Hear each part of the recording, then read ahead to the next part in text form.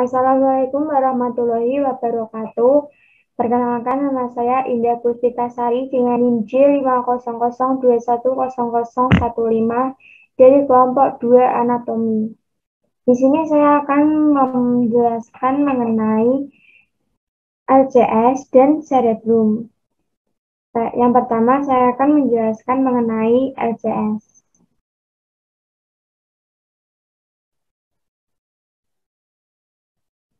Baik, di sini saya akan menjelaskan mengenai aliran-aliran dari LCS. Yang nomor 1, LCS ini diproduksi oleh sel epitel koroid plexus choroideus pada ventriculus lateralis dan tertius quartus sebesar 400 sampai 500 ml per harinya. Kemudian yang kedua, LCS dari ventricle lateralis ini menuju atau mengalir melalui foramen interventricular menuju ventriculus tertius yang ketiga. Yang ketiga, plexus choroideus di ventriculus tertius ketiga menambahkan lebih banyak LCS. Kemudian, LCS ini turun melalui aqueductus cerebri hingga mencapai ventriculus quartus yang keempat. Kemudian, plexus choroideus di ventriculus quartus keempat menambahkan lebih banyak LCS. Selanjutnya, melalui ventriculus quartus keempat, LCS ini berpindah menuju spatium subarachnoidea melalui apertura mediana dan apertura lateralis.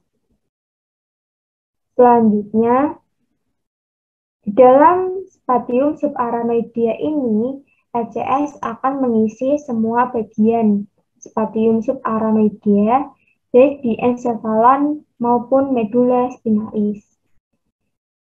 Yang terakhir, LCS ini akan diabsorpsi pada granulation arachnoidea menuju sistem vena, biasanya pada sinus sagittalis superior dan pada lacuna lateralnya. Pada sinus sagittalis superior ini pada lacuna lateralnya.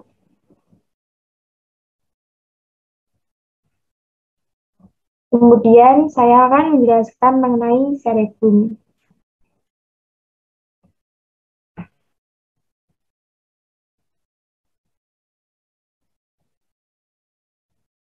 Baik, di sini saya akan menjelaskan mengenai cerebrum. Cerebrum ini terdiri bangunan pentingnya, yaitu terdapat viscera longitudinalis cerebri, corpus callosum, sulcus centralis, sulcus transversus lateralis, dan sulcus parieto-occipitalis. Cerebrum ini dibagi dua, yaitu telencephalon dan diencephalon. Pada telencephalon terbagi menjadi korteks cerebri dan ganglia basalis dan capsula interna. Pada korteks cerebri itu memiliki area yang utama, yaitu pertama pada lobus frontalis. Lobus frontalis ini terdapat pada area 4, area 6, 8, 44, dan 45. Pada area 4, ini berfungsi sebagai korteks motorik primer. Pada area 6, berfungsi sebagai area motorik asosiasi. Pada area 8 berfungsi sebagai gerakan bola mata. Pada area 44 dan 45 berfungsi sebagai bahasa motorik atau berbicara. Yang kedua terdapat di lobus parietalis dan yang ketiga terdapat di area 3, 1, dan 2. Area 1, 2, dan 3 ini berfungsi sebagai korteks sensorik primer. Kemudian terdapat juga pada lobus temporalis, yaitu pada area 44, terdapat pada area 41, 42, 22, yang berfungsi pada area 41 ini berfungsi sebagai pendengaran primer. Pada area 42 ini berfungsi sebagai pendengaran sekunder.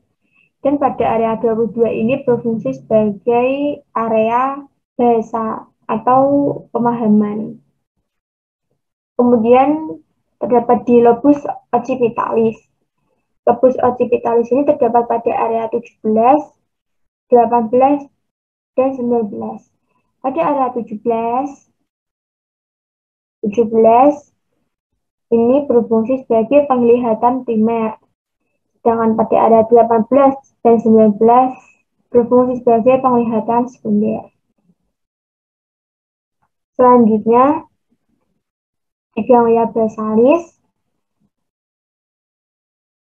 memiliki fungsi yang membantu mengawali dan mengakhiri gerakan tubuh, menekan gerakan yang tidak dikehendaki, dan mengatur tonus otot. Bagian di ganglia basalis yaitu yang utama terdapat di putamen, globus pallidus, dan nucleus caudatus.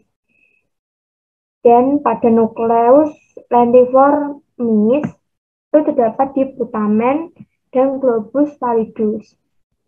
Kemudian pada di corpus striatum terdapat di nucleus lentiformis dan nucleus caudatus. Kemudian yang ketiga, kapsula interna. Kapsula interna ini adalah sekumpulan serabut saraf bermielin yang memisahkan nukleus lentiformis dengan nukleus caudatus dan talamus.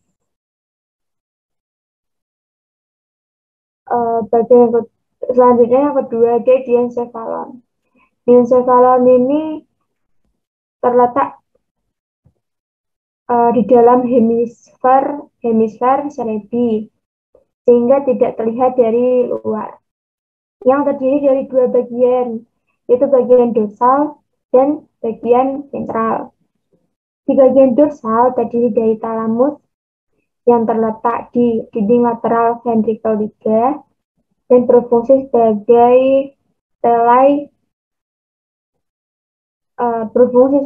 informasi sensori.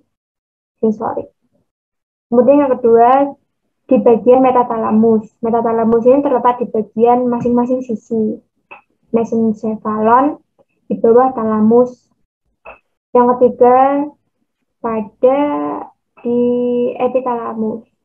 Epitalamus ini sebagai pengatur hormon. Kemudian di bagian ventral, yang pertama pada hipotalamus, itu terletak di bawah talamus tinggi ventricle tertius yang berfungsi sebagai pengatur hormon. Kemudian yang kedua, pada subtalamus yang terletak di antara mesencephalon dan talamus.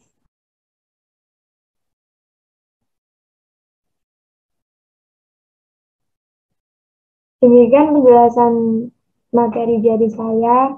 Apabila ada salah kata dan kurangnya, saya mohon maaf. Terima kasih.